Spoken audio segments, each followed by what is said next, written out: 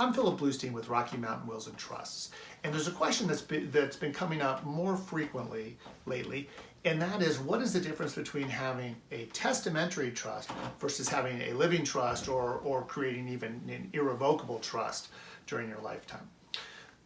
Here's the main thing. We've talked a little bit about living trust, we've talked about irrevocable trust, we've talked about testamentary trust in prior videos, so I won't go into all the details on those right now.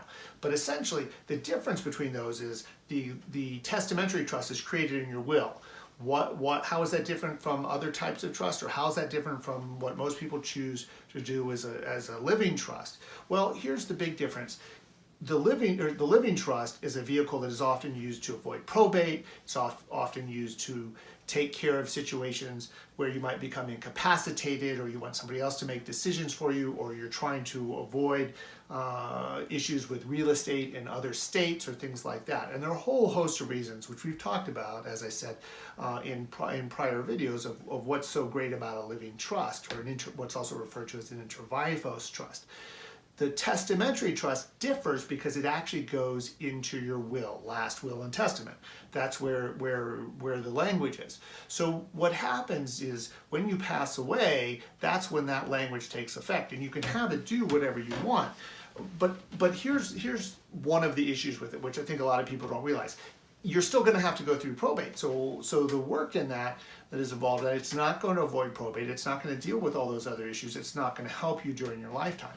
Another issue which people don't think about too is certainly we can prepare a will that is quite lengthy if we want to include a lot of language in a testamentary trust, that trust that is in the will.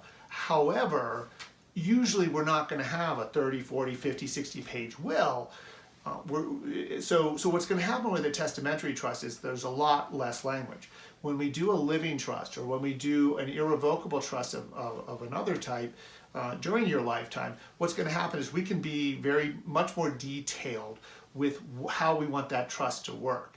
Again, we could put all that into a testamentary trust, but it doesn't, in our minds, for most of our clients, it doesn't really make sense to do all that same language and then put it into a will. We might as well create that living trust or an irrevocable trust during your lifetime.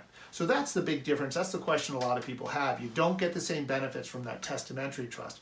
People will often choose it because they perceive it as something less expensive, and often it is. But remember, the reason it's less expensive is there's a lot less work involved in it, so people are putting a lot less language into that will document. You're not getting all the benefits, whereas with that living trust, or with that irrevocable trust that we create during your lifetime to be used by other people, then what happens is we're able to do so much more. We're able to be so much more clear. So those are the primary differences, and we went on a little bit longer in this video, but that's okay, because this is a very important question that people have. Thank you very much, and I hope this has been helpful.